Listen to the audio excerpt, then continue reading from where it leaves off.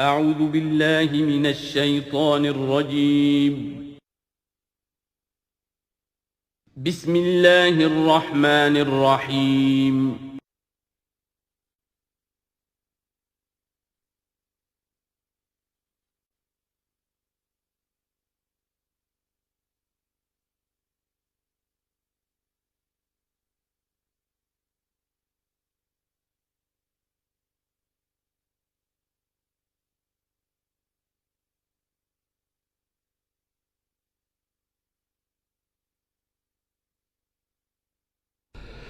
نحمده ونصلي على رسوله الكريم اما بعد فاعوذ بالله من الشيطان الرجيم بسم الله الرحمن الرحيم سبحان الذي يسرى بعبده ليلا من المسجد الحرام إلى المسجد الأقصى الذي باركنا حوله لنريه من آياتنا إنه هو السميع البصير وآتينا موسى الكتاب وجعلناه هدى لبني إسرائيل ألا تتخذوا من دوني وكيلا ذرية من حملنا مع نوح إنه كان عبدا شكورا صدق اللہ العظیم۔ اس سے پہلے کہ ہم سورہ بنی اسرائیل کا ترجمہ شروع کریں، سورہ نحل کے آخری حصے میں ایک بڑی عظیم آیت آئی تھی کہ جس کے حوالے سے کسی قدر وضاحت ہونی چاہیے، لیکن چونکہ اس وقت میں چاہتا تھا کہ وقت کے اندر اس کا ترجمہ مکمل ہو جائے تو میں اس وقت رکا نہیں۔ یہ آیت نمبر 125 ہے سورہ مبارکہ کی ادع الی سبیل ربک بالحکمت والموعظۃ الحسنۃ وجادلھم باللتی احسن۔ اصل میں اس میں دعوت اسلامی اور دعوت دین کے 3 مختلف لیولز کا تذکرہ ہے۔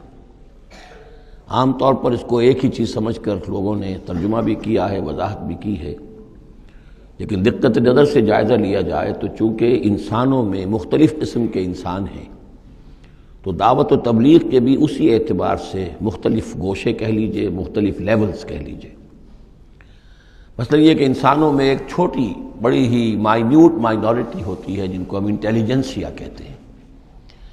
یہ وہ لوگ ہیں کہ جو عقل سے کام لیتے ہیں، کسی بات کو قبول کرتے ہیں تو پہلے عقل سے سمجھتے ہیں تب قبول کرتے ہیں، جذبات سے نہیں۔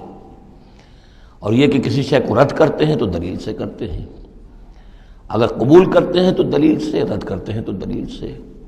یہ انٹلیکچوئل مائنورٹی آپ اسے کہیں یا انٹیلیجنسیا کہیں، یا یہ کہ اس کے لیے برین ٹرسٹ بھی ایک لفظ ہے کہ ہر معاشرے کے اندر اس طرح کے لوگ ہوتے ہیں، اور یہ ہوتے بہت کم ہیں تعداد میں، لیکن ڈیسائسو ہوتے ہیں۔ اس معاشرے کا جو بحیثیت مجموعی رخ ہے وہ یہ معین کرتے ہیں۔ عوام کی حیثیت جو ہے وہ ایسے ہے جیسے ایک انسان کے جسم میں ہاتھ پاؤں ہیں، اعضاء و جوارے ہیں، لیکن جو حیثیت ایک انسان کے جسم میں دماغ کی ہے وہ اس برین ٹرسٹ کی ہوتی ہے، انٹیلیجنسیا کی۔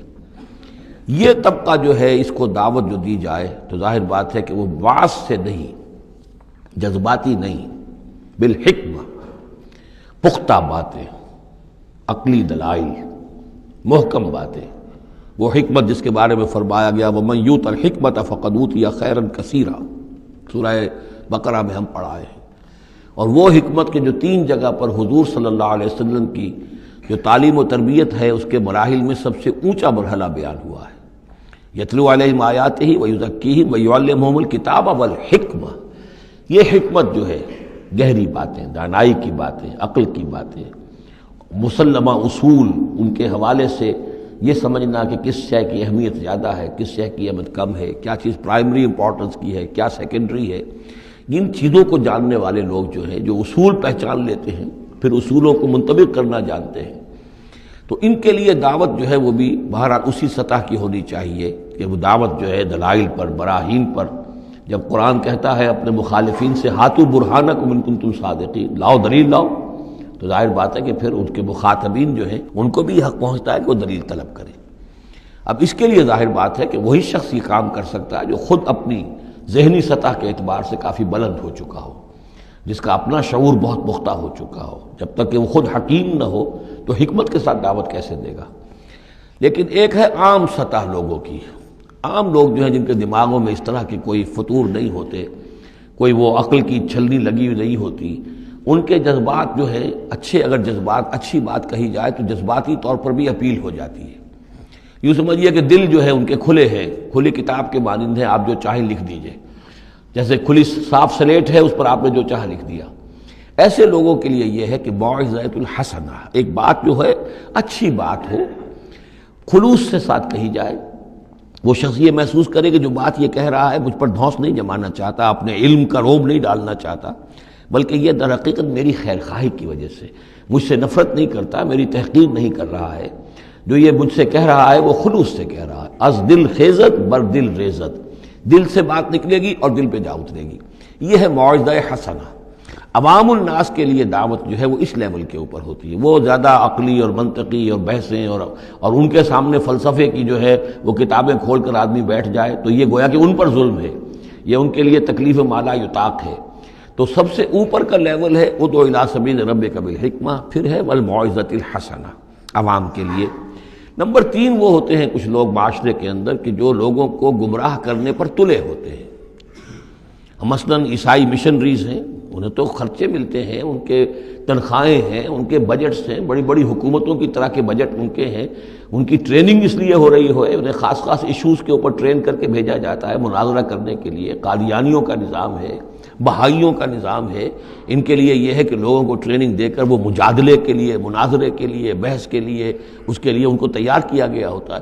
یہ بات مان کر دینے والے نہیں ہوتے، آپ خلوص کے ساتھ ان سے بات کریں گے تو وہ در حقیقت وہ تو یوں سمجھیے کہ ادھار کھائے بیٹھے ہوتے ہیں اس پر کہ انہوں نے بات نہیں ماننی، بلکہ یہ کہ لوگوں کو گمراہ کرنا، ان کے ساتھ جدال کرنا پڑتا ہے، جو جھگڑنا بھی پڑتا ہے، بحث بھی کرنی پڑے گی۔ لیکن اس بحث میں بھی جو ہمارے ہاں مناظرے کا لفظ آیا ہے، قرآن مجید میں مناظرے کا لفظ نہیں آیا ہے، مجادلے کا لفظ آیا ہے۔ جادلہم، ہاں ان سے جھگڑو، انہیں جواب دینے پڑیں گے ایسے کہ جو انہیں خاموش کر دیں، اگر وہ خاموش نہیں ہوں گے تو عوام الناس کے اوپر ان کا اثر ہو جائے گا۔ لیکن اس مجادلے میں بھی تمہارا اپنا اخلاقی معیار برقرار رہنا چاہیے، نیچے نہ اترو، گالم گلوچ پر نہ آ جاؤ، بہت گھٹیا انداز اختیار نہ کر لو، بلکہ جیسے کہا گیا کہ ان کے معبودوں کو گالیاں نہ دینی شروع کر دو، بلکہ یہ کہ ان میں بھی ہمیں آداب، اس کے اندر بھی آداب کو ملحوظ رکھتے ہوئے۔ تو یہ 3 لیولز ہیں، ادع الی سبیل ربک بالحکمۃ والموعظۃ الحسنۃ وجادلہم باللتی احسن۔ اب اس میں ہر ایک کے لیے پھر تیاری کرنی ہوگی۔ قادیانیوں سے مباحثے کرنے کے لیے ظاہر بات ہے عام آدمی نہیں کر سکتا جب تک کہ ان اسپیشل ایشوز کے اوپر اس کو صحیح جو ہے اس کو تعلیم نہ دے دی گئی ہو، اس کے اوپر تربیت نہ ہو گئی ہو۔ اور اسی طریقے سے جو بہائیوں نے کوئی مسائل اٹھائے ہوئے ہیں، منکرین حدیث نے کوئی اٹھائے ہوئے ہیں، تو اس طرح کے لیے جو ہے یہ 3 لیولز ہیں، ان کو سمجھ لیجیے۔ اب آئیے ہم سورہ بنی اسرائیل کی طرف چل رہے ہیں۔ یہ قرآن مجید کے وسط میں 2 عظیم خزانے ہیں حکمت قرآنی کے، سورہ بنی اسرائیل اور سورۃ الکہف، اور یہ نہایت حسین و جمیل جوڑا ہے۔ ان میں جوڑے ہونے کی جو نسبتیں ہیں، نسبت زوجیت، کیا کیا مشابہتیں ہیں، کس کس اعتبار سے کمپلیمنٹری ہیں، وہ تو ظاہر بات ہے کہ میں شروع میں زیادہ وقت نہیں لے سکتا، یہ تو دوران جب ہم ترجمہ کریں گے، پڑھیں گے، بات واضح ہو جائے گی۔ لیکن 1-2 موٹی موٹی باتیں دیکھ لیجئے۔ اس سورت کا آغاز ہو رہا ہے سبحان الذی اسریٰ بعبدہ، اللہ کی تسبیح کے ساتھ۔ سورہ کہف شروع ہوگی الحمدللہ الذی انزل علی عبدہ الکتاب، الحمدللہ، اور حدیث نبوی میں آیا ہے التسبیح نصف المیزان والحمدللہ تملؤہ، نظام جو میزان معرفت خداوندی ہے وہ آدھی ہو جاتی ہے تسبیح سے، سبحان اللہ کہنے سے، اور پر ہو جاتی ہے الحمدللہ کہنے سے۔ یہ دونوں مل کر گویا کہ معرفت خداوندی کا جو بھی انسان کے پاس ہو سکتا ہے اثاثہ اور جو پونجی ہو سکتی ہے اس کی تکمیل ہو جاتی ہے۔ یہ ہم آگے چل کر المسبحات میں اس مضمون پر تفصیلی گفتگو کریں گے، لیکن یہاں نوٹ کر لیجئے تسبیح سے شروع ہو رہی ہے سورہ بنی اسرائیل اور تحمید سے الحمدللہ الذی انزل علی عبدہ الکتاب۔ پھر یہ کہ یہاں ہے ذکر اللہ اپنے بندے کو لے گیا، وہاں ہے اللہ نے اپنے بندے پر کتاب اتاری، یہ گویا کہ ریسیپروکل معاملہ ہو رہا ہے۔ دونوں جگہ عبد کا لفظ آیا، رسول کا لفظ نہیں آیا۔ سبحان الذی اسریٰ بعبدہ، الحمدللہ الذی انزل علی عبدہ الکتاب۔ اس طرح آخر میں آپ دیکھیں گے 2 آیتیں قل سے شروع ہوتی ہیں، قل الرحمن ایما تدعوا فلہ الاسماء الحسنی، اسی طریقے سے آخری آیت بھی ہے۔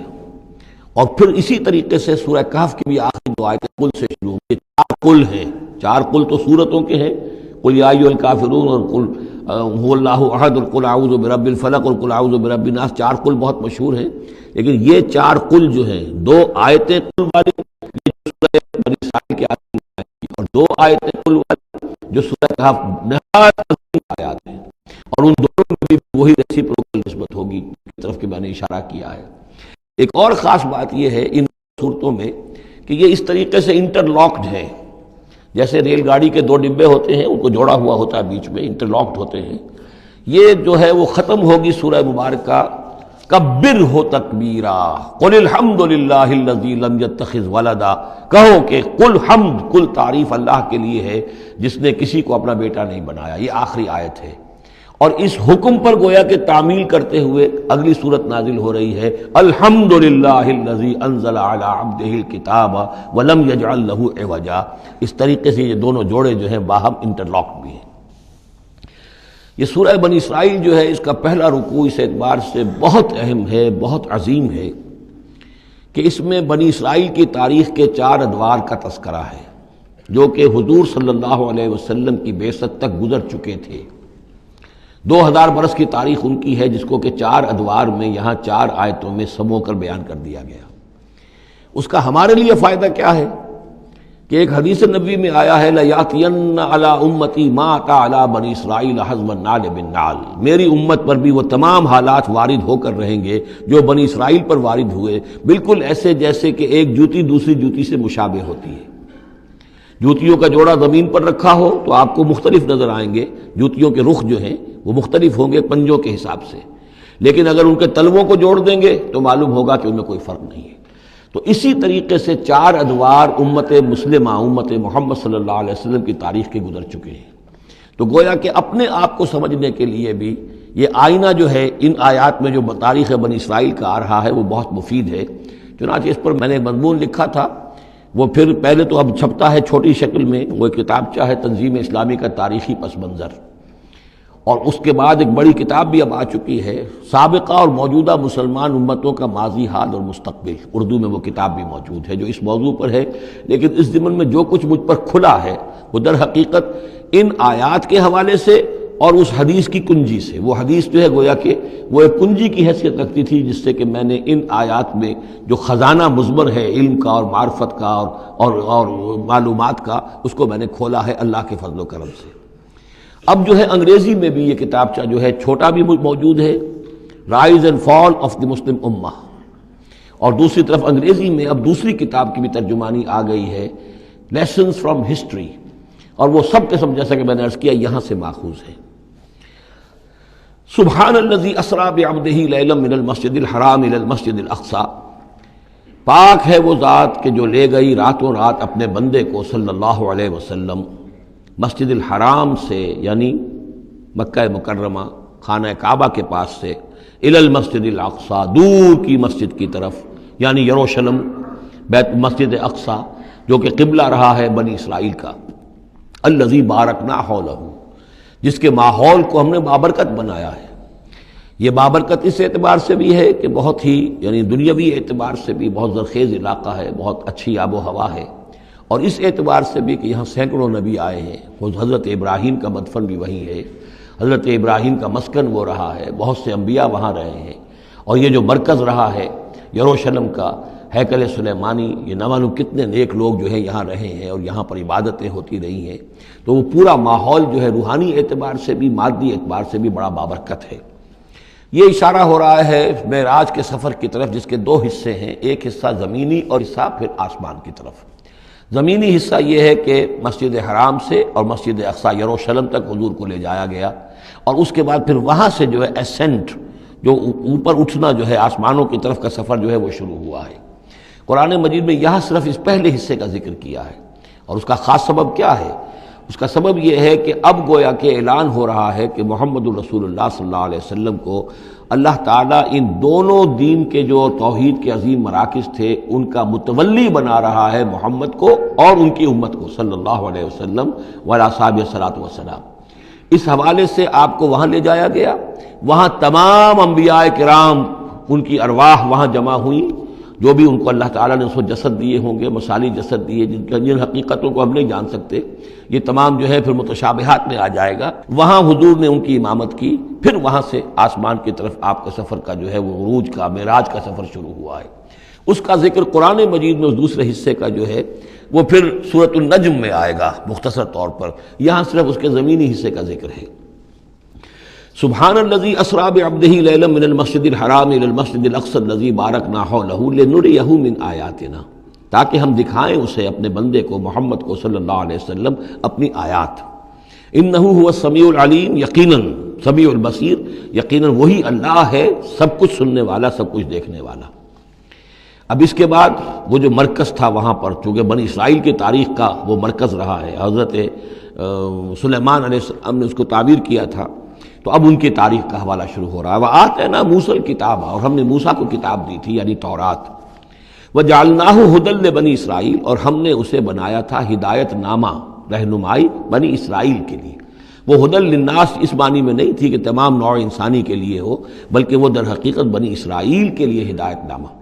وَجَعَلْنَاهُ هُدًى لِبَنِي اسرائیل أَلَّا تَتَّخِذُوا مِن دُونِي وَكِيلًا، اور اس کی تعلیم کا لب لباب اور خلاصہ، توحید کا اصل جو جوہر ہے، مغز ہے، وہ کیا ہے؟ اللہ کے سوا کسی کو کارساز نہ سمجھو، مت پکڑو کسی اور کو میرے سوا کارساز، کسی پر تمہارا بھروسہ، کسی پر توکل نہ ہو میرے سوا۔ یہ توحید کا لب لباب ہے اور خلاصہ ہے۔ ذریۃ من حملنا مع نوح، اے وہ لوگوں جو اولاد ہو ان کی جن کو ہم نے اٹھایا تھا نوح کے ساتھ، سوار کیا تھا کشتی میں نوح کے ساتھ۔ حضرت نوح علیہ السلام کے 3 بیٹے، سام، حام، یافس، اور ظاہر بات ہے سام ہی کی نسل ہے یہ کہ جس میں حضرت ابراہیم کی پیدائش ہوئی، اور انہی کی نسل ہے یہ بنی اسرائیل۔ تو گویا کہ یہاں ذکر ہو رہا ہے کہ وہ جو لوگ حضرت نوح علیہ السلام کے ساتھ بچا لیے گئے تھے ان کی کشتی میں، انہی میں سے ایک کی نسل تم ہو۔ ذریۃ من حملنا مع نوح انہ کان عبدا شکورا، یقیناً وہ ہمارا بہت ہی شکر گزار بندہ تھا، حضرت نوح علیہ السلام کے بارے میں۔ وقضینا الی بنی اسرائیل فی الکتاب لتفسدن فی الارض مرتین، اور ہم نے یہ پہلے ہی متنبہ کر دیا تھا بنی اسرائیل کو کتاب میں کہ 2 مرتبہ تم زمین میں بڑا فساد بچاؤ گے۔ وَلَتَعْلُنَّ عُلُوًّا كَبِيرًا، اور بہت ہی تم سرکشی کرو گے، بہت بڑی سرکشی کرو گے۔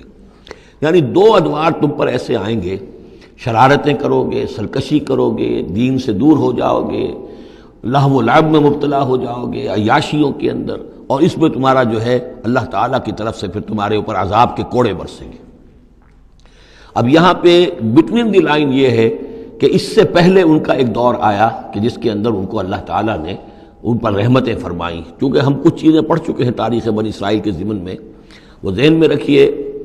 حضرت موسیٰ علیہ السلام لے کر نکلے بنی اسرائیل کو مصر سے، تو یہ 1400 قبل مسیح کی بات ہے۔ اس کے بعد وہ آئے ہیں، تورات انہیں ملی ہے جبکہ وہ جبل طور کے پاس پڑاؤ ڈالا ہے۔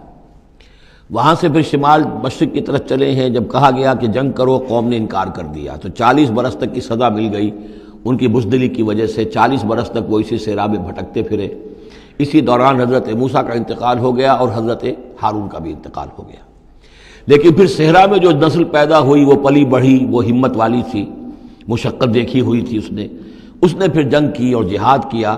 حضرت یوشع ابن نون جو خلیفہ اول تھے حضرت موسیٰ علیہ السلام کے، ان کی سرکردگی میں تو فلسطین فتح کر لیا۔ پہلا شہر جو فتح ہوا وہ اریحا یا جریکو ہے، تو آج بھی موجود ہے وہ شہر۔ اس کے بعد انہوں نے کچھ عرصے کے اندر پورا فلسطین فتح کر لیا، لیکن غلطی یہ کی کہ اس میں ایک مرکزی حکومت نہیں بنائی، بہت سے 12 حکومتیں، 12 قبیلے تھے، جیسے 12 چشمے ان کو دیے گئے تھے، 12 حکومتیں بنا لی۔ پھر آپس میں لڑنے بھی لگے، طوائف الملوکی ہوئی۔ تو آس پاس کے جو مشرک اور کافر قومیں تھیں سیریا وغیرہ میں اور آس پاس اردن کے رہنے والی، انہوں نے پھر جو ہے ان کے اندر ریشہ دوانی شروع کی، اور ایک دور یہ آیا کہ اس میں ان کو بہت سے لوگوں کو اپنے گھروں سے نکال دیا گیا، اور وہ لوگ بڑی زوال سے دوچار ہو گئے۔ تب انہیں ہوش آیا، انہوں نے سیموئیل نبی جو ان کے تھے ان سے کہا کہ ہمارے لیے سپہ سالار مقرر کیجئے، ایک سپہ سالار ہو تاکہ اس کے پیچھے ہم سب کے سب 12 کے 12 قبیلے جمع ہو کر جنگ کریں، تو پھر یہ کہ اپنے دشمنوں کو فتح حاصل ہو۔ یہ وقفہ تقریباً 300 برس کا ہے، جس کے بعد وہ جنگ ہوئی ہے طالوت اور جالوت کی، اور حضرت طالوت نے جالوت کو قتل کیا۔ پھر حضرت داؤد منظر پر آ گئے، پھر طالوت، حضرت داؤد اور حضرت سلیمان، یہ 3 ان کی حکومتیں ہیں تقریباً 100 برس پر پھیلی ہوئی۔ 16 برس طالوت کے، 40 برس حضرت داؤد کے، 40 برس حضرت سلیمان کے۔ یہ گویا کہ ان کی خلافت راشدہ ہے۔ جیسے ہمارے یہاں حضرت ابو بکر کا دور مختصر ہے، پھر حضرت عمر، پھر حضرت عثمان رضی اللہ تعالی عنہم، یہ مل کر جو ہمارے ہاں بنتے ہیں 24 برس 3 خلافتوں کے، ان کے ہاں یہ 100 برس کا عرصہ ہے۔ لیکن حضرت عثمان کے بعد آپ کو معلوم ہے کہ تقسیم ہو گئی تھی مملکت، اس لیے کہ حضرت علی رضی اللہ تعالی عنہ کی خلافت کو حضرت امیر معاویہ نے تسلیم نہیں کیا، تو شام اور مصر کے علاقے علیحدہ رہے۔ بالکل اسی طرح ہوا وہاں پر بھی کہ حضرت سلیمان کے بعد ان کے 2 بیٹوں میں جو مملکت تقسیم ہو گئی، ایک شمالی مملکت تھی جس کا نام اسرائیل تھا اور سامریہ اس کا دارالخلافہ تھا، ایک جنوبی تھی یہودا اور وہ اس کا جو ہے یا یروشلم اس کا دارالخلافہ۔ تو اس طریقے سے 2 ملک یہ بن گئے۔ یہ زمانہ ان کا ابھی عروج کا بہرحال ہے، کچھ کئی 100 برس ان کے عروج کے گزرے، پھر ان میں خرابیاں آئیں، پھر ان کے اندر شرک، مشرکانہ اوہام آ گئے، دنیا پرستی آ گئی، شریعت کا مذاق بنانا ہو گیا معاملہ، تو پھر ان پر زوال آیا۔ پہلا زوال جو آیا، پہلے اسیرینز نے شمالی مملکت جو تھی اسرائیل کی اس کو ختم کر دیا۔ یہ کوئی ختم کیا انہوں نے اس سے کافی پہلے 700-800 برس قبل حضرت مسیح کے۔ اس کے بعد جو اصل آیا ہے نبوکڈنضر جو نمرود تھا عراق کا، اس کا حملہ ہوا 587 قبل مسیح میں، انہوں نے یروشلم کو برباد کیا، 6 لاکھ کو قتل کیا، 6 لاکھ کو قیدی بنا کے لے گیا، اور یہ کہ یروشلم میں 2 اینٹیں سلامت نہیں رہنے دیں، اور ہیکل سلیمانی کو مسمار کر دیا۔ یہ ان کا بدترین دور آیا، تقریباً 125 برس یہ کیپٹیوٹی میں رہے بیبیلونیا میں، 6 لاکھ کو ہانک کر لے گیا وہاں پر، بدترین دور۔ تو پہلا عروج اس کا جو کلائمیکس تھا وہ طالوت اور داؤد اور سلیمان کا دور حکومت، اور پہلا زوال جس کا یوں سمجھیے کہ سب سے نیچے کی پوزیشن یہ ہے جو کیپٹیوٹی کا دور ہے ان کا۔ اس کے بعد حضرت عزیر علیہ السلام ان میں آئے، اللہ نے بھیجا، انہوں نے دعوت اصلاح توبہ کی منادی کی، پھر یہ لوگ کچھ ٹھیک ہوئے۔ ادھر یہ کہ ایران نے حملہ کیا تھا عراق پر اور ان کو آزاد کر دیا تھا کہ جاؤ تم، کہ خورس نے، ذوالقرنین نے، کہ تم جاؤ اور جا کر اپنا شہر دوبارہ آباد کر لو۔ تو یہ پھر آ گئے، حضرت عزیر کے ساتھ ہو کر آئے ہیں۔ تو یہ تقریباً 458 قبل مسیح میں پھر یہ دوبارہ آئے ہیں۔ تو یہ سمجھیے کہ 125 برس تک یہ جو شہر ہے اجڑا پڑا رہا ہے۔ اسی دوران میں حضرت عزیر کو اللہ تعالیٰ نے 100 برس کے لیے سلائے بھی رکھا ہے، وہ موت ان پر طاری کر دی تھی جو سورہ بقرہ میں ہم پڑھ کر آئے ہیں۔ یہ سارے واقعات کو آپ یوں سمجھ لیجئے کہ یہ علیحدہ علیحدہ ٹکڑے جو ہم نے پڑھے ان کو جوڑ لیجئے۔ بہرحال پھر ان کے اندر یہ کہ ایک نیکی کی تحریک چلی، پھر ان کے اندر لوگوں نے توبہ کی، پھر اللہ نے انہیں دوبارہ ایک عروج عطا کیا، مکابی سلطنت قائم ہوئی، اور وہ جہاں تک دنیاوی حدود ہیں، زمینی حدود، وہ حضرت سلیمان کی مملکت سے بھی بڑی تھی۔ یہ ان کا دوسرا دور عروج ہے۔ لیکن پھر ان کے اندر زوال آیا، پھر خرابی آئی، پھر وہی دنیا پرستی، وہی عیاشیاں، وہی بدماشیاں، وہی مشرکانہ اوہام۔ اس کے نتیجے میں پھر ان پر جو کوڑے پڑے ہیں وہ پہلے تو پڑے ہیں یونانیوں کے ہاتھوں، سکندر مقدونی نے پہلے فتح کیا ان کو، پھر سلیوکس جو اس کا اس سے سالار تھا وہ ان پر حکمران رہا ہے۔ اس کے بعد یہ ہے کہ پھر رومنز آ گئے، رومنز نے ان کو فتح کر لیا، ان کی حکومتیں چلتی رہیں۔ یہ دوسرا دور ہے۔ اس دور میں پھر یہ ہے کہ رومنی کے ہاتھوں سن 70 عیسوی میں دوبارہ یروشلم تباہ و برباد ہوا، 1,33,000 یہودی ایک دن میں قتل کیے۔ پھر دوبارہ وہ ٹیمپل یا ہیکل سلیمانی جو دوبارہ تعمیر کر لیا تھا حضرت عزیر کے بعد، پھر وہ مسمار کر دیا گیا، اور وہ آج تک مسمار پڑا ہوا ہے۔ اور گویا کہ حضور صلی اللہ علیہ وسلم کی بعثت کے وقت 500 برس ہو چکے تھے اس کو مسمار ہوئے ہوئے۔ سن 70 عیسوی میں وہ مسمار ہوا، اور 571 میں حضور کی پیدائش ہے، یعنی آپ کی پیدائش بھی پورے 500 برس بعد ہوئی ہے، جبکہ یہ رومیوں کے ہاتھوں ہیکل سلیمانی تباہ و برباد کر دیا گیا تھا۔ یروشلم میں پھر کوئی متنفس نہیں رہا، لیکن یہ کہ بعد میں جو ہے اس کے اندر ان کو یہاں سے نکال باہر کیا گیا، ان کا ڈائسپورا شروع ہو گیا۔ وہ ڈائسپورا اس صدی کے شروع میں ختم ہوا ہے، وہ پھر میں بعد میں بات کروں گا۔ یہ ساری داستان بڑی اہم ہے، اس لیے کہ یہ سابقہ امت مسلمہ ہے۔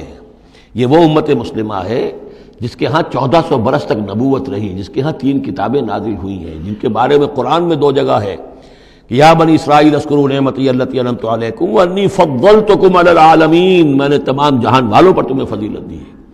تو اسی طریقے سے پھر ان کو معزول جب کرنے کے بعد ہم سامنے آئے ہیں تو حضور نے بتایا وہی کچھ تم پر بھی ہوگا اور وہی کچھ ہم پر بھی ہوا ہے۔ ہمارا بھی پہلا عروج عربوں کی زیر قیادت تھا، پھر زوال آیا، پہلے پٹائی ہوئی کروسیڈرز کے ہاتھوں، پھر جو پٹائی ہوئی ہے، بڑی پٹائی جو ہوئی ہے وہ ہوئی ہے پھر ہلاکو اور چنگیز کے ذریعے سے، فتنہ تاتار، اس کے بعد پھر جو ہے وہ قیادت بدل گئی، عربوں کی قیادت کے بجائے ترکوں کی قیادت آ گئی. وہ وہی لوگ جنہوں نے لاکھوں کروڑوں مسلمان قتل کیے، پھر وہ ایمان لے آئے، اسلام لے آئے. انہی کے ذریعے کی مختلف حکومتیں بنی، ترکان تیموری اور ترکان صفوی اور ترکان سلجوقی اور ترکان عثمانی. لیکن اس کے بعد پھر ان پر بھی زوال آیا. وہ ہم نے دیکھ لیا اس صدی میں گریٹ اوٹومان امپائر جو ہے اس صدی کے شروع میں ختم ہو گئی. اور ہم پر بھی جو دوسرا جو دور آیا عذاب کا، وہ یورپ کی قوموں کے ذریعے سے آیا. کہیں انگریز آ گئے، کہیں فرانسیسی آ گئے، کہیں اطالوی آ گئے، کہیں اسپینیئرز آ گئے، کہیں ڈچ آ گئے. تو جیسے کہ یہودیوں پر بھی دوسرا عذاب جو آیا تھا وہ گریکس اور رومنز کے ہاتھوں، اسی طریقے سے مسلمانوں پر بھی دوسرا زوال کا دور جو آیا ہے وہ یورپین کولونیل پاورز کے ہاتھوں آیا. ہم نے یہ طے کر دیا تھا، پہلے ہی سنا دیا تھا بنی اسرائیل کو کہ تم اپنی تاریخ میں 2 مرتبہ بہت فساد مچاؤ گے اور بہت سرکشی کرو گے. فَإِذَا جَاءَ وَعْدُ أُولَاهُمَا، جب ان دونوں میں سے پہلے وعدے کا وقت آ گیا، بَعَثْنَا عَلَيْكُمْ عِبَادًا لَنَا أُولِي بَأْسٍ شَدِيدٍ، ہم نے تم پر مسلط کر دیے اپنے ایسے بندے جو بڑی سخت جنگ کرنے والے، بڑے سخت جنگجو تھے. فَجَاسُوا خِلَالَ الدِّيَارِ، تو وہ تمہاری آبادیوں میں، ملکوں میں گھس گئے. وَكَانَ وَعْدًا مَفْعُولًا، اور وہ وعدہ جو اللہ کا تھا وہ پورا ہو کر رہا. یعنی جب تم شرارت کرو گے، جب تم دین سے برگشتہ ہو جاؤ گے، جب تم اللہ کی کتاب کو، اللہ کے قانون کو جو ہے وہ مذاق اور ہنسی بنا لو گے، تو پھر تم پر ہمارے عذاب کے کوڑے پڑیں گے. یہ میں بتا چکا ہوں. پہلے یہ کوڑے آئے اسیرینز کے ہاتھوں جنہوں نے ختم کر دیا اسرائیلی مملکت کو. پھر یہ آئے نیبوکڈنیزر کے ہاتھوں، بیبیلونینز کے ہاتھوں، جس نے کہ یروشلم کو بھی برباد کیا، 6 لاکھ کو قتل کیا، 6 لاکھ کو ساتھ لے گیا اور ہیکل سلیمانی مسمار کر دیا. ثم رددنا لکم الکرۃ علیہم، پھر ہم نے تمہاری باری لوٹائی ان پر. پھر اللہ تعالیٰ نے ان کو پھر ایک مرتبہ پھر وہ دی سہارا دیا. چاہے وہ سہارا ایرانیوں کی وجہ سے ہوا کہ خورس یا سائرس ذوالقرنین، اس نے اب عراق پر حملہ کیا اور پھر یہاں پہ ان کو اجازت دے دی کہ تم چلے جاؤ اور جا کر اپنا شہر دوبارہ آباد کر لو. تو یہ واپس آئے. ثم رددنا لکم الکرۃ علیہم، پھر ہم نے تمہاری باری لوٹا دی ان پر. وامددناکم، اور تمہاری مدد کی، بے اموال کے ذریعے سے بھی، و بنینا، اور اولاد بیٹوں کے ذریعے سے بھی، وجعلناکم اکثر نفیرا، اور پھر ہم نے تمہیں بنا دیا ایک کثیر تعداد والی قوم. تم پھلے پھولے پھر ایک بڑی پراسپرس قوم بن گئے.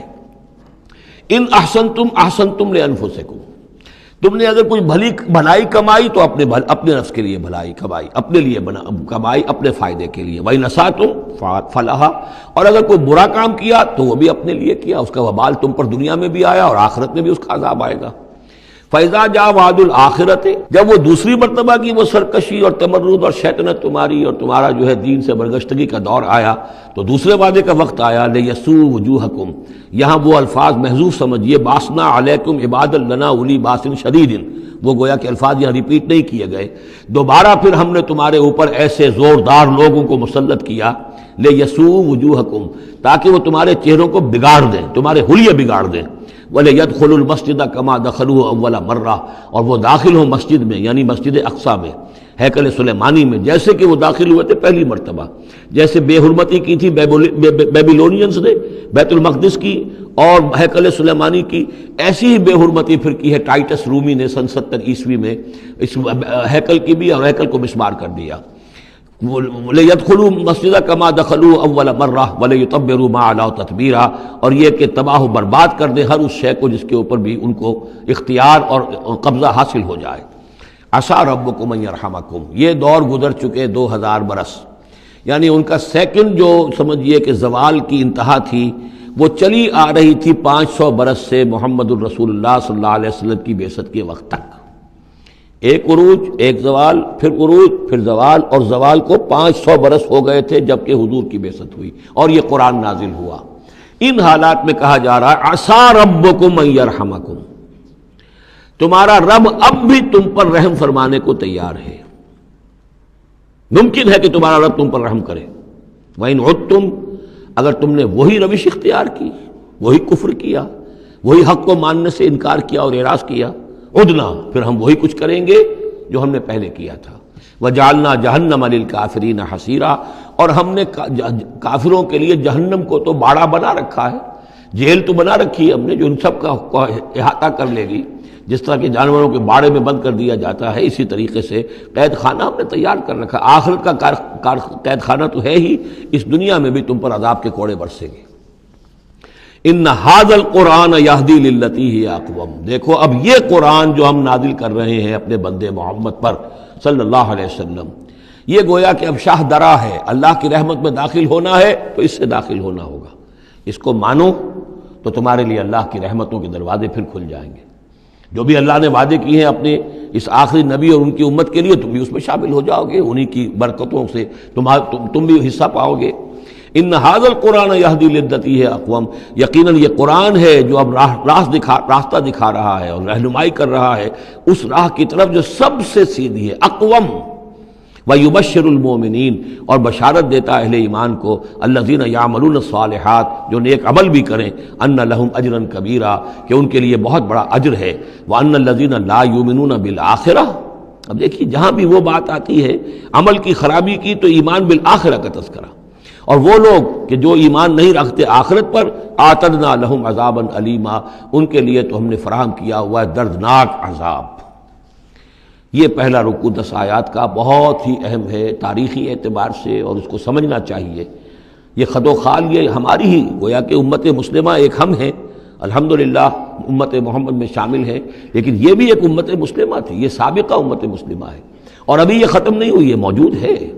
اگر ڈپوزڈ ہے، معزول کر دی گئی ہے، وہ دوسری بات ہے، اور تقریباً 2000 برس سے یہ بڑے سختیوں کے اندر تھی، لیکن اب تقریباً 100 برس سے یہ ابھر کر آ گئی ہے، اور یوں سمجھیے کہ اب 2 پتنگیں اوپر چڑھ رہی ہیں۔ ایک سابقہ امت مسلمہ کی 1917 سے چڑھنی شروع ہوئی، بالفور ڈکلریشن، 1948 میں اسرائیل بن گیا، 1967 میں اسرائیل کی جو توسیع ہو گئی، 1991 میں آپ کو معلوم ہے کہ جو اس کا اربوں میں ایک ہی دشمن ہو سکتا تھا جس سے اسے خطرہ تھا، عراق، اس کا برکس نکال دیا گیا۔ اب وہ اس پورے علاقے کے اندر تو کتنی بڑی طاقت ہے کہ کسی عرب ملک کے اندر یہ جرت نہیں ہے کہ وہ اسرائیل کا مقابلہ کر سکے۔ لیکن یہ کہ امت مسلمہ میں بھی رینائسنس شروع ہوا ہے، یہ بھی اپنے انتہائی زوال کو پہنچ چکی تھی اس صدی کے آغاز میں۔ پہلی جنگ عظیم کے بعد جب سلطنت عثمانیہ ختم ہوئی، خلافت ختم ہو گئی 1924 میں، تو اس کے بعد سے یہاں بھی ایک رینائسنس شروع ہو چکا ہے۔ یہاں بھی پھر آزادی کی تحریکیں چلیں، پھر جو ریوائیول کی تحریکیں، احیائی تحریکیں، جماعت اسلامی کی تحریک، اخوان کی تحریک، مخزومی پارٹی، اسی طریقے سے جو ایران میں تھے فدائی، یہ تحریکیں چل رہی ہیں۔ تو اس کو بھی جاننا بہت ضروری ہے کہ یہ جو صدی ہماری گزری ہے، اب ختم ہو رہی ہے، اس صدی کے دوران ہمارا ایک زوال کا عمل بھی چل رہا تھا، اور ایک یہ کہ ایک نئی ترقی کی طرف بھی ہم آگے بڑھے ہیں رفتہ رفتہ۔ یہ دونوں پروسیس سائڈ بائی سائڈ، مرج البحرین یلتقیان بینہما برزخ لا یبغیان، یہ دونوں عمل چل رہے ہیں۔ ان تمام چیزوں کا صحیح اندازہ ہونا چاہیے، ذہن میں خاکہ ہونا چاہیے، تاکہ کوئی شخص دین کی خدمت کر رہا ہو تو اسے معلوم ہو زمان و مکان کے اعتبار سے میں کہاں ہوں، کس جگہ کھڑا ہوں، ماضی کیا ہے، سامنے کیا ہے، داہنے بائیں کیا حالات ہیں۔ تو یہ ساری چیزیں جو ہیں ان کو سمجھنا بہت ضروری ہے۔ چنانچہ وہ جو میں نے چند کتابوں کا تذکرہ کیا ان کو غور سے پڑھیے، 2 مختصر ہیں، 2 ذرا اس سے بڑی ہیں۔ وَيَدْعُو الْإِنسَانُ بِالشَّرِّ دُعَاءَهُ بِالْخَيْرِ، اور انسان پکار بیٹھتا ہے شر جبکہ وہ پکار رہا ہوتا ہے اپنے نزدیک خیر۔ یعنی جب انسان دعا کرتا ہے اللہ یوں کر دے، اسے یہ معلوم نہیں کہ یہ اس کے لیے شر ہے، مانگ رہا ہے۔ جیسا کہ ہم پڑھ چکے سورہ بقرہ میں، عسیٰ ان تکرہوا شیئا وہو خیر لکم، اے اللہ یہ چیز مجھ سے دور کر دے، جو چیز تم ناپسند کرتے ہو حقیقت میں اس میں تمہارا خیر ہے۔ وعسیٰ ان تحبوا شیئا وہو شر لکم، اور ہو سکتا ہے تم کسی شے کو پسند کرو اور اس میں تمہارے لیے شر ہے۔ اللہ یعلم وانتم لا تعلمون، اللہ جانتا ہے تم نہیں جانتے۔ اصل بات کیا ہے کہ اللہ کے حوالے کیا جائے، تفویض الامر، اے اللہ تیرے حوالے، سپردم بے تو مایا خیش را تو دانی حساب کم و بیش را، تیرے علم میں جو چیز میرے لیے خیر ہے وہ فیصلہ فرما دے، چاہے مجھے اچھی لگے یا بری لگے، لیکن تیرے علم میں۔ اللہم انی استخیرک بعلمک واستقدرک بقدرتک واسألک من فضلک العظیم، میں تو تیری قدرت سے قدرت چاہتا ہوں، تیرے علم سے خیر چاہتا ہوں، مجھے کیا پتا کس شے میں خیر ہے کس میں شر ہے، تو جانتا ہے۔ لیکن انسان کیا ہے، وہ تو اپنی عقل کو آگے رکھتا ہے، اے اللہ یوں کر دے، ایسا ہو جانا چاہیے، حالانکہ اس کو نہیں معلوم کہ بے وقوف جو شے مانگ رہا ہے وہ اس کے لیے خیر نہیں ہے، شر ہے۔ وَيَدْعُو الْإِنسَانُ بِالشَّرِّ دُعَاءَهُ بِالْخَيْرِ، اور انسان مانگ بیٹھتا ہے اپنے لیے شر جبکہ وہ مانگ رہا ہوتا ہے اپنے تئیں، اپنے خیال میں، اپنے ذوق میں خیر۔ وَكَانَ الْإِنسَانُ عَجُولًا، اور انسان بہت جلد باز ہے، اس جلد بازی کی وجہ سے، شارٹ سائٹڈنس کی وجہ سے وہ شر کو خیر، خیر کو شر سمجھ بیٹھتا ہے۔ وَجَعَلْنَا اللَّيْلَ وَالنَّهَارَ آیَتَيْنِ، اور ہم نے رات اور دن کو 2 نشانیاں بنا دیا ہے۔ فَمَحَوْنَا آیَةَ اللَّيْلِ، تو ہم نے رات والی نشانی کو تو تاریک بنا دیا، اسے مٹا دیا، محو کر دیا. وجعلنا آیۃ النہار مبصرۃ، اور دن والی نشانی کو ہم نے سجھانے والی بنا دیا، روشن کر دیا. لتبتغوا فضلا من ربکم، تاکہ اس روشنی کے اندر تم اپنے رب کا فضل تلاش کرو، تمہاری جو معاشی جد و جہد ہے اس کے لیے بھاگ دوڑ کر سکو. ولتعلموا عدد السنین والحساب، اور دن اور یہ رات کا جو فرق ہے اور تفاوت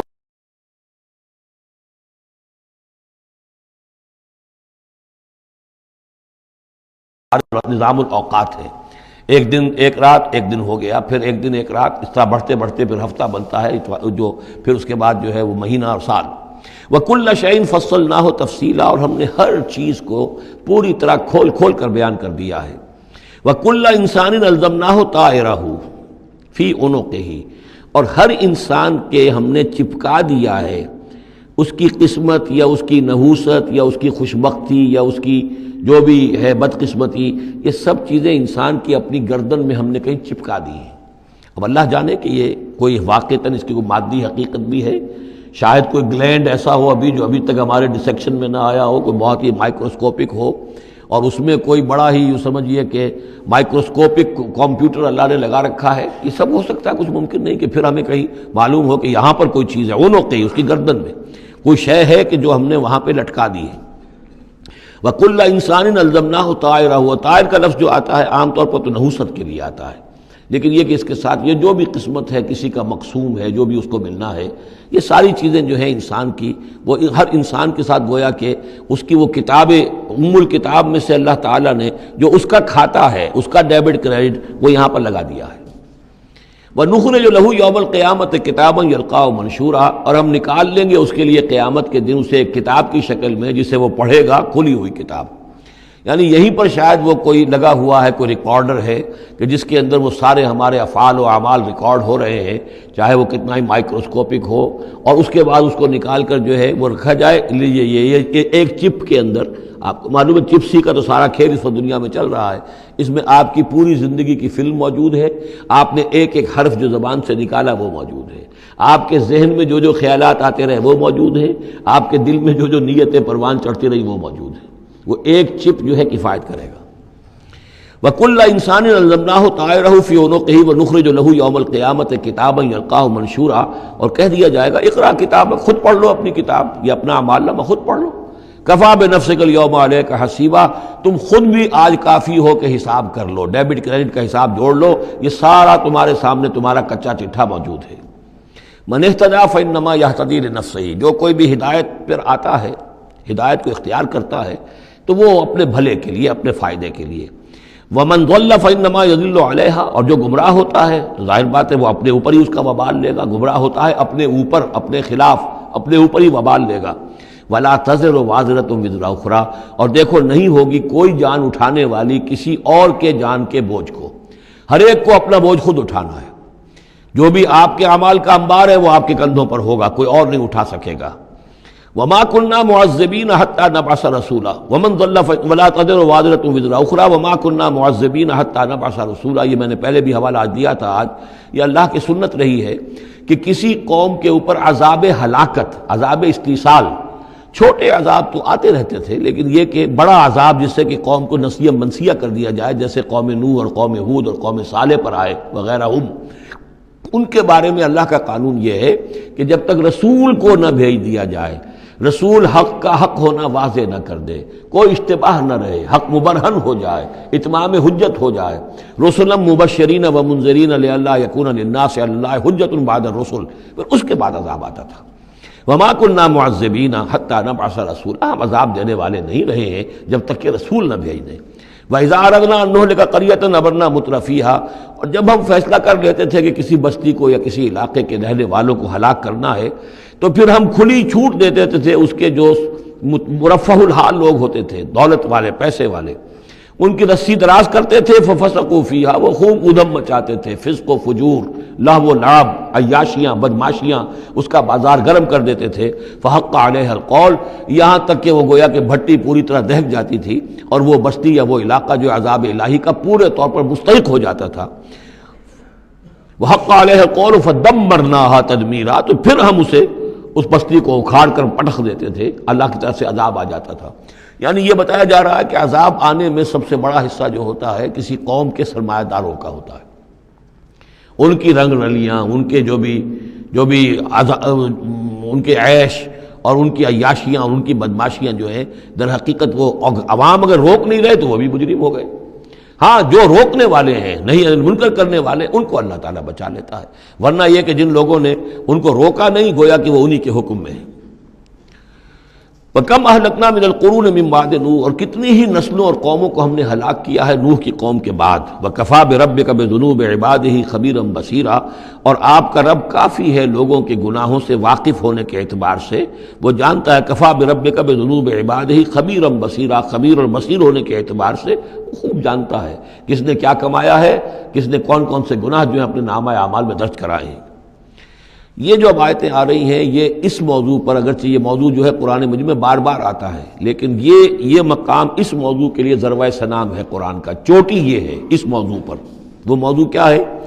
من کان یرید العاجلۃ عجلنا لہ فیہا ما نشاء لمن نرید، جو کوئی عاجلہ کا طلبگار بنتا ہے، اس دنیا ہی کا طالب ہے، یہیں کا عیش، یہیں کا آرام، یہیں کی دولت، یہیں کا نام، یہیں کی شہرت، یہیں کا اقتدار، بس یہی کا چاہیے، یہی چاہیے۔ من کانا یرید العاجلۃ، جو ارادہ کر رہا ہے اسی کا، عجلنا لہ فیہا، تو ہم جلد دے دیتے ہیں اسے اس میں سے، کچھ دولت دے دیں گے، کچھ اور شہرت دے دیں گے، کچھ دنوں کے لیے وزیر اعظم بنا دیں گے، کچھ اور کر دیں گے، ان کی محنت جو ہے اس کو کسی نہ کسی درجے میں کامیاب کر دیں گے، لیکن دو شرطوں کے ساتھ۔ ما نشاء لمن نرید، جتنا ہم چاہیں گے اور جس کے لیے چاہیں گے۔ یہ ضروری نہیں کہ ہر شخص جو دنیا کا طالب ہے دنیا اسے مل ہی جائے۔ بہت سے ایسے لوگ ہوتے ہیں وہ ساری عمر اپنے آپ کو ہلکان بھی کر دیتے ہیں، دنیا پھر بھی ہاتھ نہیں آتی، ایسا بھی ہوتا ہے۔ یہ اللہ کا فیصلہ ہوتا ہے، جتنا ہم چاہتے ہیں، جس کو چاہتے ہیں، دنیا میں اس کی محنت کا نتیجہ دے دیتے ہیں۔ من کانا یرید العاجلۃ عجلنا لہ فیہا ما نشاء لمن نرید ثم جعلنا لہ جہنم، پھر چونکہ وہ طالب دنیا کا تھا، اس میں سے ہم نے انہیں دے دیا جتنا چاہا، پھر اس کے لیے ہم جہنم مقرر کر دیتے ہیں، یصلاھا مذموما مدحورا، اس میں وہ داخل ہوگا مذمت زدہ ہو کر اور دھکے دیے جا کر۔ اب دوسری طرف ومن اراد الآخرۃ، اب یہ ہے اصل شے جس کو لٹمس ٹیسٹ میں کہتا ہوں۔ ہر شخص اپنے گریبان میں جھانکے، میں طالب آخرت ہوں یا طالب دنیا ہوں؟ دنیا کی بجائے یہ لفظ عاجلہ آیا ہے، دنیا بھی مؤنث ہے، ادنا قریب کی شے کو کہتے ہیں ادنا، اور اس کا مؤنث دنیا۔ عاجل جلدی والی شے، دنیا جو ہے یہ زندگی نقد ہے اور یہ فوری طور پر ہے، یہاں کی جو راحت ہے وہ بھی نقد ہے، یہاں کی تکلیف ہے وہ بھی نقد ہے، فوری طور پر محسوس ہو جاتی ہے۔ آخرت کی راحت بھی ابھی وہ بعد میں آنے والی شے ہے، اور وہاں کا عذاب بھی بعد میں آنے والا، اس لیے وہ آخرہ ہے۔ تو آخرہ کے مقابلے میں یا دنیا کا لفظ آئے گا یا عاجلہ کا لفظ آئے گا۔ من کان یرید العاجلۃ عجلنا لہ فیہا ما نشاء لمن نرید ثم جعلنا لہ جہنم یصلاھا مذموما مدحورا ومن اراد الآخرۃ وسعی لہا سعیہا وہو مومن، جو آخرت کا طالب ہو اور صرف کہنے میں نہ ہو، بات کرنے میں زبانی کلامی نہ ہو، بلکہ یہ کہ واقعتاً اس کے لیے ویسی محنت کرے جیسی کہ آخرت کے لیے کرنی چاہیے، یہ شرط عین ہے۔ وسعی لہا سعیہا، اس دنیا کے لیے کتنی بھاگ دوڑ کرتے ہو، اس کے ساتھ ذرا مقابلہ کرو، آخرت اس کے مقابلے میں کتنی قیمتی ہے، کتنی بھاگ دوڑ اس کے لیے ہونی چاہیے۔ وسعی لہا سعیہا وہو مومن، ایمان بھی رکھتا ہو اور اس کے لیے ویسی محنت کرے جیسی کہ اس کے لیے کی جانی چاہیے۔ فَأُولَٰئِکَ کَانَ سَعْیُہُم مَشْکُورًا، یہ وہ لوگ ہوں گے کہ جن کی سعی جو ہے اللہ تعالیٰ کے ہاں اس کی قدر کی جائے گی، قدر افزائی کی جائے گی۔ اللہم ربنا اجعلنا منہم، کافی کٹھن مقام ہے، آسان نہیں ہے، بڑی شرطیں ہیں جو اللہ نے لگائی ہیں۔ ومن اراد الآخرۃ وسعی لہا سعیہا وہو مومن فاولئک کان سعیہم مشکورا اللہم ربنا اجعلنا منہم کلا نمد ہؤلاء وہؤلاء من عطاء ربک۔ باقی یہ کہ اس دنیا کی زندگی میں تو ہم مدد پہنچا رہے ہیں ان کو بھی اور ان کو بھی، اہل ایمان کو بھی، طالب آخرت کو بھی، طالب دنیا کو بھی دے رہے ہیں۔ جب ہم نے امتحان کے لیے یہاں رکھنا ہے تو راشن تو دینا ہی ہے، کھانے پینے کے لیے تو مجرموں کو بھی اور مومنوں کو بھی اور مسلموں کو بھی کچھ نہ کچھ دینا ہے، سبسسٹنس تو ہمارے ذمے ہے۔ یہ تیرے رب کی عطا میں سے ہے، وما کان عطاء ربک محظورا، اور آپ کے رب کی عطا جو ہے وہ روکی نہیں جا سکتی۔ یعنی مسلمان یہ چاہیں کہ کافروں کو کچھ نہ دیا جائے، یہ نہیں، یہاں کا معاملہ ہم نے کھلا چھوڑا ہوا ہے، اس میں یہ کہ آپ چاہیں انہیں کچھ نہ ملے، وہ یہ آپ کی بات پوری نہیں ہوگی۔ انظر کیف فضلنا بعضهم علی بعض، دیکھو کیسے ہم نے بعض کو بعض پر فضیلت دی ہے، دنیا میں مال و اسباب میں دی ہے، ذہنی صلاحیتوں میں دی ہے، اور مختلف اعتبارات سے فضیلتیں دی ہیں۔ وَلَلْآخِرَةُ أَكْبَرُ دَرَجَاتٍ وَأَكْبَرُ تَفْضِيلًا، لیکن آخرت جو ہے وہ درجے کے اعتبار سے اور فضیلت کے اعتبار سے بہت بڑی ہوگی۔ یہاں کتنا فرق پڑ جائے گا، کوئی محل میں رہ رہا ہے، کوئی کٹیا میں رہ رہا ہے، اچھا وہ 20 سال رہ لے گا محل میں، یہ 20 سال رہے گا کٹیا میں، کتنا فرق پڑ گیا۔ لیکن وہاں جو ہے ہمیشہ ہمیشہ کے لیے رہنا ہے، روح و ریحان و جنت نعیم، جنات و عدن میں، یا ہمیشہ کے ہمیشہ رہنا ہے جہنم کے اندر، وہ کتنا فرق ہوگا۔ یہاں کا کیا فرق ہے؟ کچھ بھی نہیں، مرنا اسے بھی ہے اسے بھی ہے، چاہے اس کے لیے بڑے سے بڑے ڈاکٹر موجود ہیں اور یہ کہیں پہ جا کے علاج کرا لے، موت اس کو بھی آئے گی، موت اس کو بھی آ جائے گی۔ زیادہ یہ اسے حسرت رہے گی کہ میں علاج نہیں کرا سکا، بس اللہ خیر صلی اللہ، لیکن کیا سب جن کو جو علاج کرا سکتے ہیں ان سب کو شفا ہو جاتی؟ کتنے ہی ہیں لاکھوں روپیہ خرچ کر کے آتے ہیں، اس کے بعد بھی وہ شفا تو نہیں ہوتی۔ لا تجعل مع اللہ الہا آخر، اللہ کے ساتھ کسی اور کو الہ نہ بناؤ۔ فتقعد، پھر تمہیں بیٹھ رہنا پڑے گا مذموما مخذولا، مذمت زدہ ہو کر اور اللہ کی جناب سے بے توفیق بنا کر۔ اللہ تعالیٰ جو ہے خذلان الہی، مخذولا، بے یار و مددگار چھوڑ دے گا۔ پھر اس کے بعد یہ دو رکوع جو ہیں یہ بہت اہم ہیں، جیسا کہ میں نے عرض کیا تھا، یہ حضرت عبداللہ ابن عباس رضی اللہ تعالیٰ عنہما کے نزدیک یہ تورات کی تعلیم کا نچوڑ ہے، 10 commandments, the Quranic version of 10 commandments. تورات میں جو احکام عشرہ آئے تھے اس کا یہ قرآنک ورژن ہے جو یہاں پر آ رہا ہے۔ اس کا خلاصہ ہم پہلے پڑھ چکے ہیں سورہ انعام کے آخری حصے میں، یہاں ذرا وہی باتیں ہیں کہ ذرا تفصیل سے آئی ہیں۔ وَقَضَىٰ رَبُّكَ أَلَّا تَعْبُدُوا إِلَّا إِيَّاهُ، تیرے رب نے فیصلہ کر دیا ہے کہ نہیں پوجو گے سوائے اس کے کسی کو۔ وَبِالْوَالِدَيْنِ إِحْسَانًا، اور اللہ کے اور والدین کے ساتھ احسان، نیک سلوک۔ یہ چوتھا مقام آ گیا جہاں کہ اللہ، تیسرا مقام آیا ہے، چوتھا مقام سورہ لقمان میں آئے گا، اللہ کے حقوق کے فوراً بعد والدین کے حقوق۔ اما یبلغن عندک الکبر، اگر پہنچ ہی جائیں وہ دونوں بڑھاپے تک تمہارے پاس، احدہما، وہ اکیلے کوئی ایک ان میں سے، او کلاہما، یا دونوں، یعنی والدین اس بڑھاپے کی اور ضعیفی کی عمر کو پہنچ گئے، یا والد فوت ہو گئے والدہ ضعیفی کی عمر کو پہنچ گئی، یا والدہ فوت ہو گئی والد ضعیفی کی عمر کو پہنچ گئے، یا دونوں کے دونوں ضعیفی کی عمر کو پہنچ گئے۔ اما یبلغن عندک الکبر احدہما او کلاہما فلا تقل لہما اف، تو انہیں اف تک مت کہو، جھڑکنا نہیں، ولا تنہرہما، ان کو جھڑکو مت، وقل لہما قولا کریما، ان سے بات کرو نرمی کے ساتھ، ادب کے ساتھ۔ کسی وقت ان کی بات ٹالنی بھی پڑ جاتی ہے، ابا جان یہ بات تو میں نہیں کر سکتا، میری مجبوری ہے، لیکن سختی کے ساتھ نہیں۔ ایسی بات نہ ہو کہ جس سے ان کا دل دکھے کہ آج یہ میرے سامنے سینہ تان کر بات کر رہا ہے، کل یہی تھا وہ جو چھوٹا چھوٹا سا لپٹتا تھا میری ٹانگوں میں آ کر، اور وہ یہی ہے جسے میں گود میں لیے پھرتا تھا، یہ دل دکھے نہ۔ وَاخْفِضْ لَهُمَا جَنَاحَ الذُّلِّ مِنَ الرَّحْمَةِ، یہ آ گیا جو میں نے کہا تھا، والدین کے لیے بھی اپنے بازوؤں کو، کندھوں کو عاجزی کے ساتھ ان کے سامنے جھکا کر رکھو، سینہ تان کر بات نہ ہو ان سے، بات جب بھی ہو معلوم ہو کہ جھکے ہوئے ہیں، ان کا ادب کر رہے ہیں۔ وَقُلْ رَبِّ ارْحَمْهُمَا كَمَا رَبَّيَانِي صَغِيرًا، اور دعا کیا کرو کہ اے میرے رب ان پر رحم فرما دونوں پر، جیسے کہ انہوں نے ہمیں پالا، مجھے پالا جب کہ میں چھوٹا سا تھا، میں تو سب سے زیادہ ضعیف تھا، کمزور تھا، میرے لیے غذا کا، میرے آرام کا، مجھے تکلیف ہو تو تڑپتے یہ تھے، تو اے پروردگار اب ان کے احسانات کا میں کیا بدلہ چکا سکتا ہوں، میں تجھ ہی سے درخواست کرتا ہوں کہ جو کچھ احسانات انہوں نے مجھ پر کیے ہیں تو ان کو، ان کے طفیل، تو ان کی خطائیں بخش دے اور ان پر رحم فرما۔ وَقُلْ رَبِّ ارْحَمْهُمَا كَمَا رَبَّيَانِي صَغِيرًا ربکم عالم بما فی نفوسکم، تمہارا رب واقف ہے خوب جو کچھ تمہارے دلوں میں ہوتا ہے۔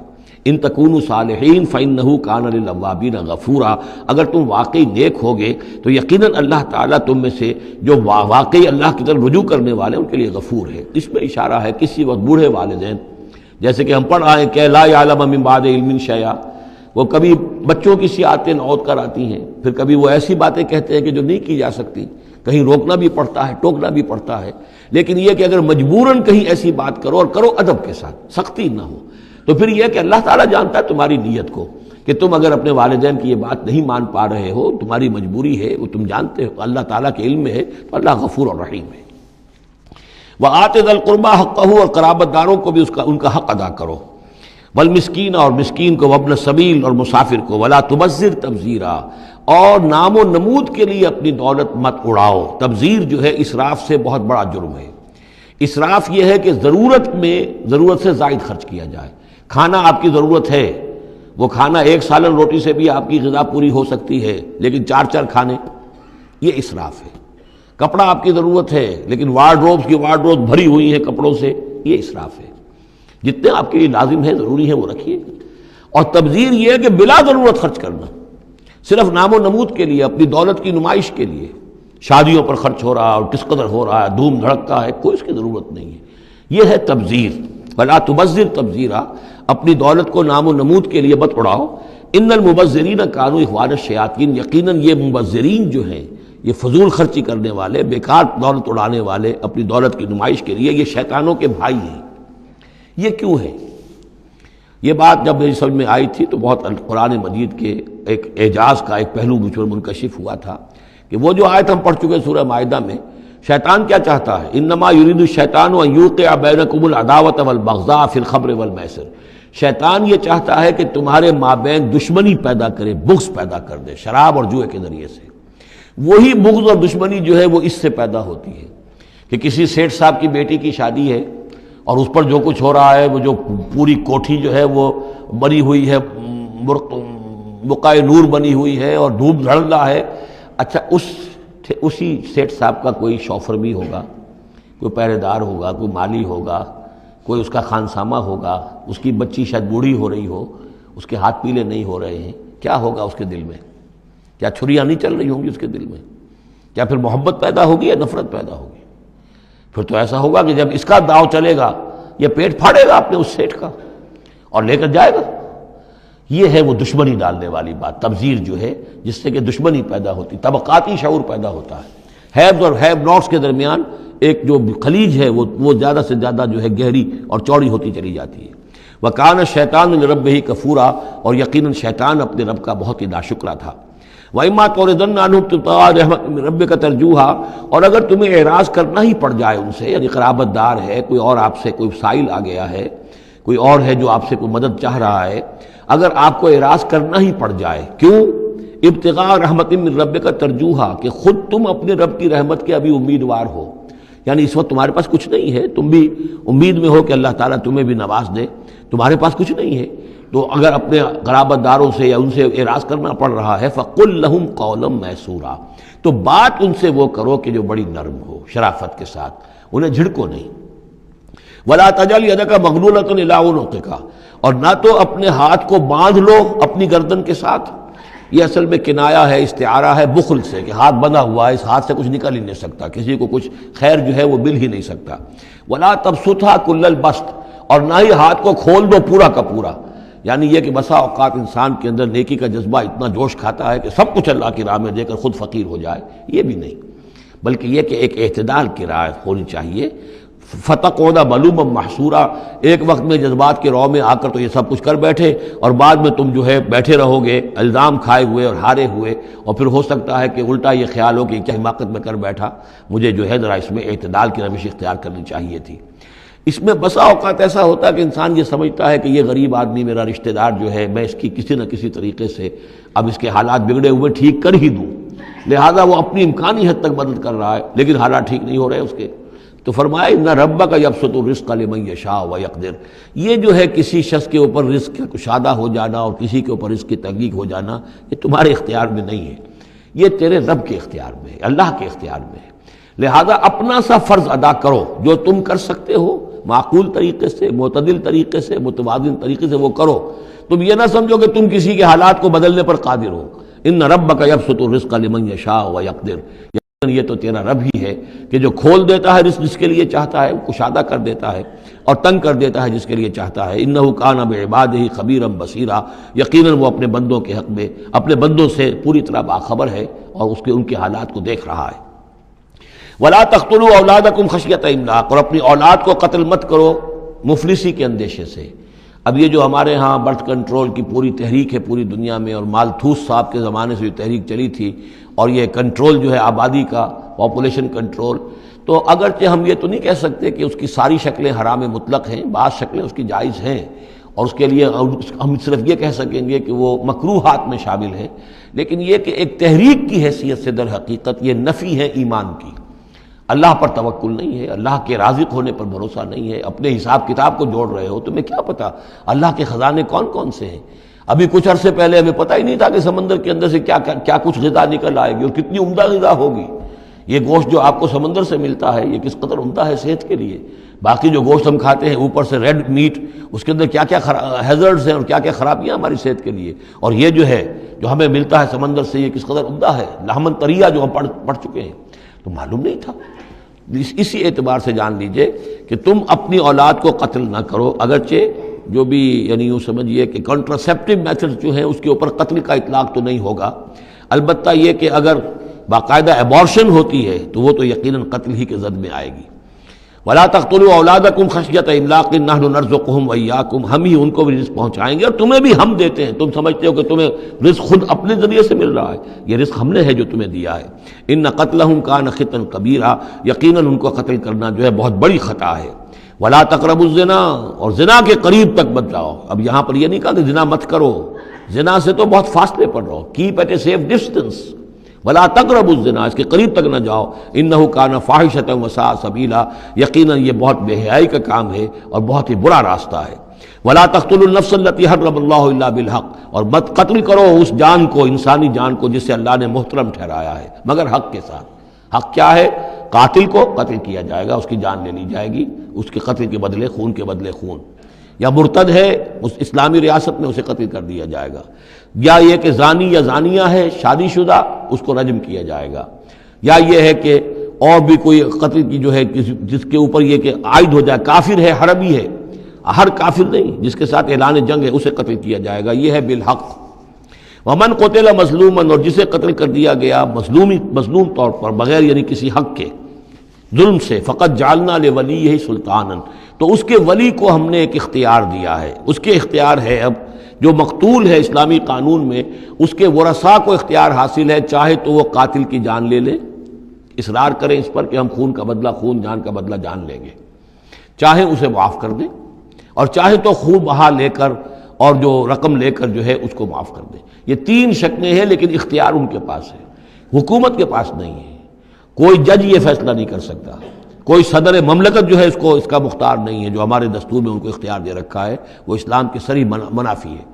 یہ تو در حقیقت اختیار ہے صرف مقتول کے ورثاء کا۔ فلا یسرف فی القتل، تو وہ بھی قتل میں حد سے تجاوز نہ کرے، یہ نہ کرے کہ ایک آدمی قتل کیا اس کے قبیلے والوں نے ہم ان کے 10 قتل کریں گے، نہیں، یہ نہیں، بلکہ یہ کہ ایک قاتل جو ہے در حقیقت قتل کے بدلے اسی قاتل کی جان لی جائے گی۔ انہو کان منصورا، اس کی مدد کی جائے گی، یعنی جو بھی مقتول کے ورثاء ہیں ان کی مدد کی جائے گی۔ ریاست کا کام یہ ہے کہ وہ قاتل کو تلاش کرے، قاتل کو پکڑے، مقدمہ چلائے، اس پر ثبوت فراہم کرنا، یہ سارا ریاست کا کام ہے، لیکن مقدمے میں مدعی ریاست نہیں ہے۔ ہمارے ہاں غلطی یہ کہ اسٹیٹ ورسس وہ قانون جو مقدمہ بنتا ہے اس میں مدعی حکومت ہوتی ہے، یہ نہیں ہے، ریاست نہیں ہے، بلکہ مدعی جو ہے وہ مقتول کے ورثاء ہیں اسلام میں قتل کے مقدمات میں۔ ولا تقربوا مال الیتیم الا بالتی احسن، یہ آیت ہم پہلے بھی پڑھ چکے ہیں، اور یتیم کے مال کے قریب تک بھی مت آؤ مگر بہترین طریقے سے، اس کی حفاظت کرو اور اس کو سنبھال کر رکھو، اس کو ضائع نہ کرو، اسے کھانے اور ہڑپ کرنے کی کوشش نہ کرو، حتیٰ یبلغ اشدہ، یہاں تک کہ وہ اپنی پوری قوت کو پہنچ جائے، پوری جوانی کو پہنچ جائے، سمجھ کو پہنچ جائے، بالغ ہو جائے۔ وَأَوْفُوا بِالْعَهْدِ، اور عہد کو پورا کرو، ان العہد کان مسئولا، یقیناً عہد جو ہے معاہدہ جب بھی ہو جائے اس کے بارے میں مسئولیت ہے، اللہ کے ہاں جواب دہی کرنی پڑے گی، باس پرس ہوگی۔ وَأَوْفُوا الْكَيْلَ إِذَا كِلْتُمْ، اور جب بھی تم ماپو تو پورا ماپو، پیمانہ پورا بھرو۔ وزنوا بالقسطاس المستقیم، جب تولو تو پوری سیدھی ترازو کے ساتھ تولو۔ ذالک خیر واحسن تاویلا، یقیناً یہی بہتر ہے، اور انجام کے اعتبار سے بھی دیانتداری کے ساتھ پورا ناپ کر پورا تول کر اگر تم دے رہے ہو معاملہ، تو پھر جو بقیت اللہ ہے، پھر جو بھی اللہ کی طرف سے تمہیں نفع ہو جائے گا اس میں بہت برکت ہوگی، اس میں بہت خیر ہوگا۔ احسن تاویلا ولا تخف ما ليس لك به علم ان السمع والبصر والفؤاد كل اولئك كان عنه مسؤولا۔ اس آیہ مبارکہ کے بارے میں انشاءاللہ کچھ تفصیل سے مجھے گفتگو کرنی ہے۔ بارک اللہ لی ولکم فی القرآن العظیم ونفعنی وإیاکم بالآیات والذکر الحکیم۔